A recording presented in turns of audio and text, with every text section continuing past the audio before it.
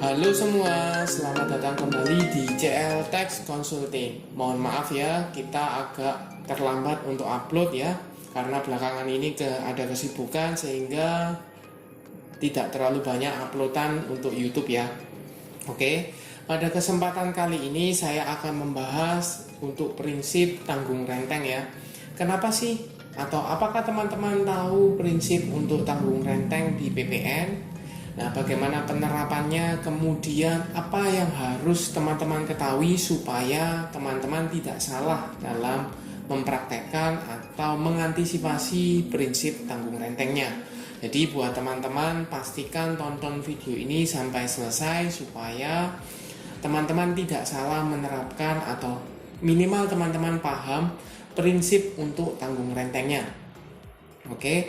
Jangan lupa buat teman-teman yang baru mampir atau menonton channel YouTube saya CL Tax Consulting, jangan lupa like, share, dan subscribe channel YouTube saya dan nantikan video-video informasi tentang perpajakan lainnya.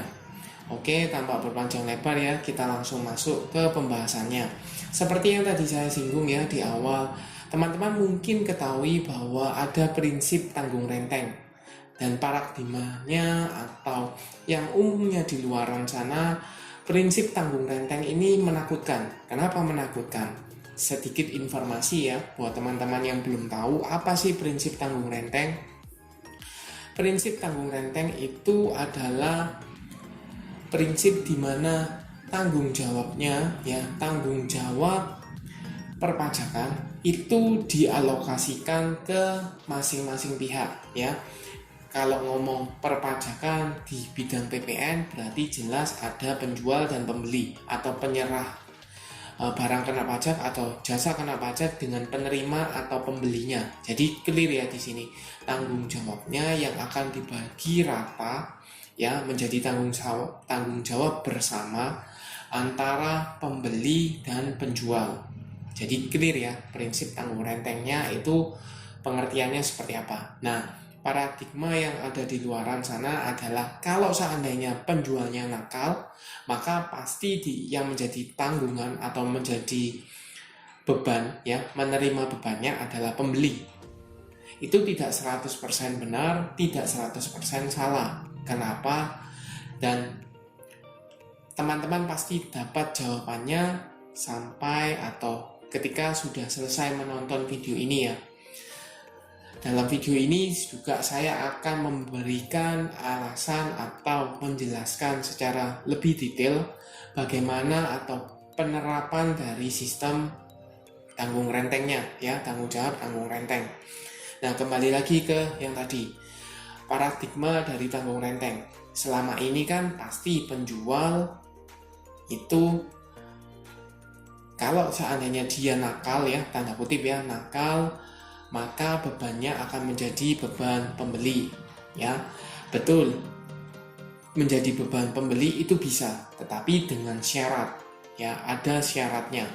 Nah, buat teman-teman yang belum tahu, saya coba jelaskan ya dari awal. Pertama, di sini tampilannya juga teman-teman bisa cek ya. Untuk tanggung jawab secara renteng pembayaran PPN atau PPN dan PPNBM ya, pembeli atau penerima jasa bertanggung jawab secara renteng. Sependapat ya, bertanggung jawab secara renteng. Kenapa? Ingat, prinsip tanggung renteng itu adalah tanggung jawabnya bersama penjual dan pembeli. Penjual juga bertanggung jawab, pembeli juga bertanggung jawab. Jadi bertanggung jawab secara renteng, betul. Atas apa? Atas pembayaran PPN atau PPN dan PPNBM. Ya, PPN ini pajak penjualan, PPNBM itu adalah pajak penjualan atas barang mewah. Ya. Nah, di sini dua syarat yang harus teman-teman ketahui adalah prinsip tanggung renteng itu berlaku dalam hal ada dua ya di sini. Satu, PPN atau PPN dan PPNBM-nya tidak dapat ditagihkan kepada penjual, BKP atau pemberi jasa. Clear ya di sini. Saya coba jelaskan bahwa ketika DJP misalnya mengetahui ada temuan tetapi penjualnya tidak bisa ditagih, maka dia memenuhi persyaratannya. Pertama, ingat ada dua persyaratan ya. Kemudian persyaratan keduanya apa? Persyaratan keduanya adalah pembeli atau penerima jasa tidak dapat menunjukkan bukti telah melakukan pembayaran PPN atau PPNBM, PPN dan PPNBM ya kepada penjual BKP atau pemberi JKP. Jadi clear di sini harus memenuhi dua prinsip atau yang diperlakukan ini ketika dua posisi ini atau dua syarat ini terpenuhi.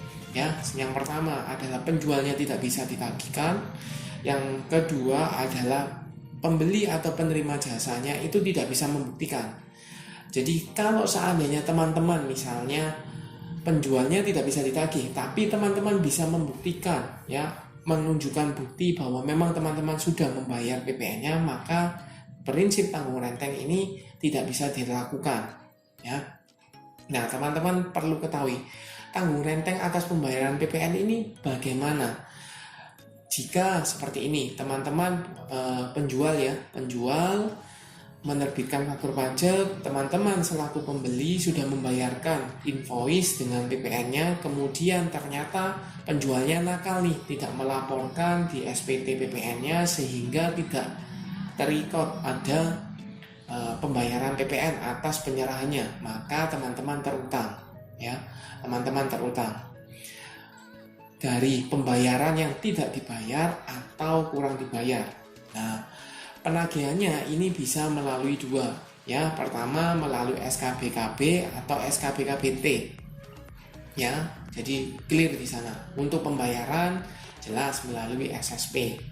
Nah, teman-teman bisa cek aturan sebelumnya sebelum PP 44 tahun 2022 ya.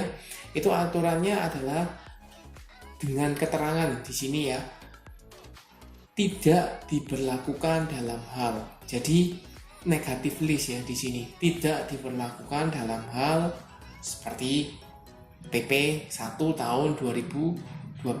Kemudian pemenuhan tanggung jawab secara renteng pembayaran PPN dan PPN BM ya tidak dapat dilakukan menggunakan SSP, tetapi dengan adanya peraturan PP 44 tahun 2022 ini bisa atau pelunasannya melalui SSP. Jadi clear ya, ada perubahannya di sana.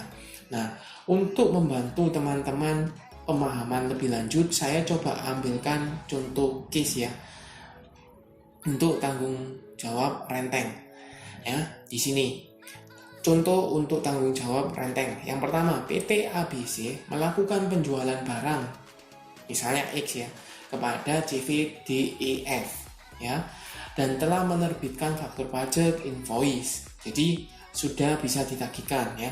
Kemudian CVDEF melakukan pembayaran sesuai dengan invoice dan melakukan pengkreditan PPN masukan. Teman-teman perlu pahami ya, ketika CVDEF melakukan pembayaran dan menerima faktur pajak, maka dia adalah faktur pajak PPN masukan dan menjadi haknya dari CVDEF untuk mengkreditkan. Sekali lagi ya, hak PT DEF untuk mengkreditkan. Ya, clear di sini. Kemudian suatu saat PT ABC ini dilakukan pemeriksaan oleh DJP ya, dan ditemukan bahwa PT ABC belum melakukan pembayaran atas PPN terutang. Ya, jelas di sini belum melakukan pembayaran. Andai kata misalnya dia belum menerbitkan atau melaporkan faktur pajaknya. Jadi kan dia belum bayar nih PPN-nya. Dan kemudian DJP melakukan penagihan kepada PT ABC, tetapi PT ABC ini tidak bisa atau tidak dapat melakukan kewajiban perpajakannya, ya, tanggung jawabnya.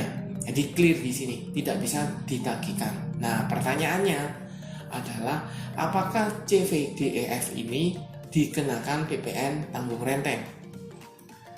Nah, clear ya, case-nya seperti ini. Nah, jawabannya adalah ada dua kondisi yang teman-teman harus ketahui dulu. Karena persyaratannya tadi satu sudah terpenuhi ya, karena PT ABC tidak bisa melaksanakan tanggung jawab perpajakannya, ya, tidak bisa ditagihkan. Otomatis ada kan syarat keduanya. Pertanyaannya adalah apakah CVDEF ini mampu menunjukkan atau membuktikan bahwa dia benar-benar melakukan transaksi tersebut disertai dengan bukti pembayaran pelunasan dari PPN-nya, seperti itu. Nah, kita asumsikan misalnya untuk kondisi pertama bahwa CVDEF mampu membuktikan adanya arus uang, arus barang, dan dokumen-dokumen pendukung seperti invoice, faktur pajak, bukti bayar, surat jalan, dan lain-lain.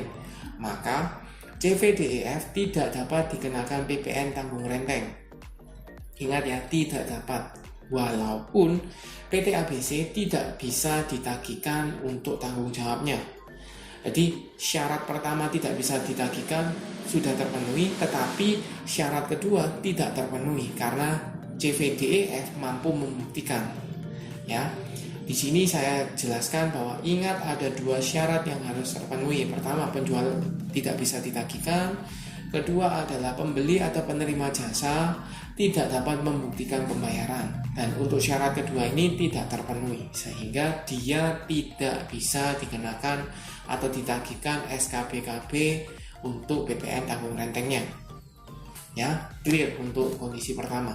Nah, Anda ini untuk kondisi kedua, apabila CVDEF tidak mampu membuktikan, ya, kalau tadi dia mampu membuktikan, sekarang tidak mampu membuktikan, ya, adanya arus uang, arus barang, atau dokumen-dokumen pendukung lainnya ya, seperti invoice, faktur pajak, bukti bayar, dan lain-lain, maka pemenuhan dua syaratnya terpenuhi, ya, sehingga CVDEF bisa dikenakan atau ditagihkan melalui SKBKB atau SKBKBT atas PPN atau tanggung rentengnya, ya, seperti itu. Nah, kemudian ketika dia seandainya sudah terima nih SKBKB, SKBKBT, maka pelunasannya melalui apa? Pelunasannya melalui SSP, ya, seperti itu. Jadi clear di sini. Untuk dua situasinya teman-teman sudah pahami. Ya, kalau belum pahami silakan teman-teman putar ulang ya penjelasannya seperti itu. Nah, sekedar informasi buat teman-teman, mungkin teman-teman bertanya, nah kalau seandainya ini prinsipnya tanggung renteng, apakah faktur pajak yang sebenarnya dikreditkan tadi itu layak atau bisa dikreditkan? Maka jawabannya adalah menurut saya di sini adalah bisa dikreditkan sepanjang faktur pajaknya tidak cacat. Faktur pajak tidak cacat itu seperti apa? Teman-teman pasti sudah tahu ya. Misalnya deskripsinya menyatakan barang yang tidak sesungguhnya, ada misalnya ada diskon, tidak muncul diskon di sana ya, kesalahan formal material ya di sana. Kedua adalah telat pembuatan faktur pajaknya. Misal harusnya dibuat di Januari, dia buatnya di April atau Februari, dia kan telat ya, seperti itu. Atau lebih dari 3 bulan seharusnya dia buat faktur pajak. Let's say tadi Januari dia buat baru di misalnya awal Mei ya. Jadi clear itu bukan faktur pajak ya. Kalau bukan faktur pajak tetapi PT atau lawan transaksinya ini mengkreditkan, itu salah. Jadi clear di sini ya. Nah, buat teman-teman saya harap teman-teman sudah pahami ya bagaimana prinsip tanggung renteng. Jadi ketika teman-teman menghadapi, misal ya teman-teman menghadapi ada penjual yang nakal dalam tanda kutip tidak melaporkan, teman-teman wajib untuk mengadministrasikan buktinya secara lengkap. Secara lengkap ini apa? Teman-teman bisa membuktikan di dua ya, yang biasanya umum digunakan itu ada dua. Pertama, arus uang, beneran nggak uang ini dibayarkan ke mereka? Ada, sudah. Kemudian benar nggak barang ini diserahkan kepada pembeli? Kalau benar, buktinya apa? Tidak bisa pakai omongan, oh iya memang saya terima, tidak bisa.